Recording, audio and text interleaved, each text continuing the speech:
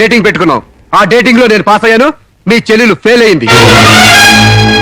నా ఫ్యాంట్ లో ఉన్నవి వంకర కాళ్ళ మంచి కాళ్ళ, నాకు మగతనం ఉందా లేదా అని ఎక్స్రేలు చేసి మరీ పరీక్ష పెట్టింది. దాంట్లో నేను పాస్ అయ్యా. నాకు పొద్దున్నే లేచి ఎక్సర్సైజ్ అంటూ ఒంగుళ్ళు దూకుళ్ళు చేసే పెళ్ళాం అక్కర్లేదు. తెల్లారగట్టే తలంటుకుని పొలానికి వెళ్లే పెళ్ళాం కావాలి. ఒళ్ళంతా కనిపించేలాగా బొట్టు కింద అరగజు, బొట్టు పైకి అరడుగు పీలికలు వేసుకునే పెళ్ళాం అక్కర్లేదు. ఆడదని తెలిసేలా 6 గజాల చీర కట్టుకునే ఆడది కావాలి. అట్టాగే నా కాబోయే భార్య సీతలాగా ఉండాలని కోరుకున్నాను. కానీ పెళ్లికి ముందే లాడ్జింగ్ సర్వీసులా నీ చెల్లెలు నాతో కడుపు చేయించుకుంది. కాబట్టి నీ చెల్లెలు ఫెయిల్ అయింది. అందుకే మీ చెల్లెలు నేను పెళ్లి చేసుకోవట్లేదు. డేటింగ్ లో పాస్ అయ్యాను, ఫెయిల్ అయ్యానని నీ దారి నువ్వు చూసుకుంటే ఈ కడుపుకు బాధ్యులు ఎవరు?